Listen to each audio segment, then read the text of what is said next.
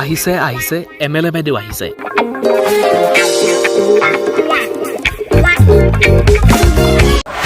আধাৰশিলা স্থাপন কৰিবলৈ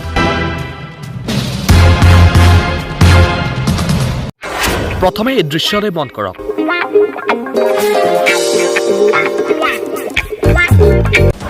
হাত ধৰি টানি নিয়া মানুহজনক আপুনি কণা অথবা অন্ধ বুলি ভাবিছে নেকি? তেতিয়াহ'লে ভুল ভাবিছে।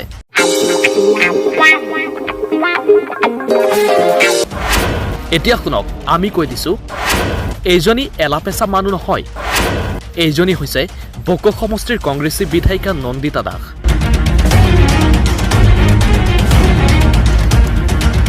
বাইদেউ এবাৰ দিছপুৰত থকা এচি ৰুম এৰি নিজৰ বকো সমষ্টিৰ ৩ নং দক্ষিণ ৰাঙাপানীত এটি পথৰ আধাৰশিলা স্থাপন কৰিবলৈ আহি এই দশা।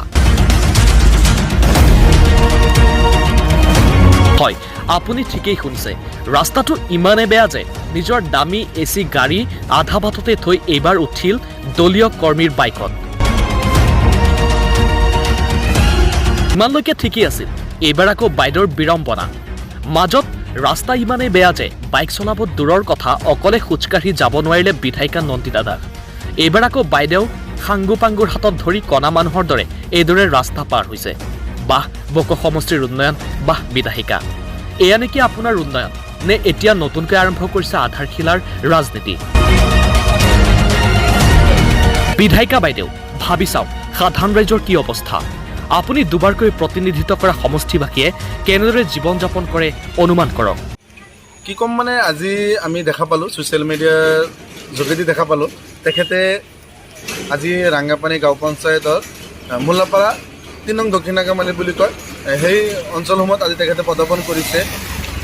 দুখ লগা কথা, আচৰিত কথা, তেখেতে যিখন বিলাসী বাহন, সেইখন গাড়ী তেখেতে চৌধুৰী পাম্প জিপিত থৈ আহি খোজকাঢ়ি নাইবা বাইকেৰে তেখেতে সেই ঠাইসমূহত পদাৰ্পণ কৰিব লগা হৈছে।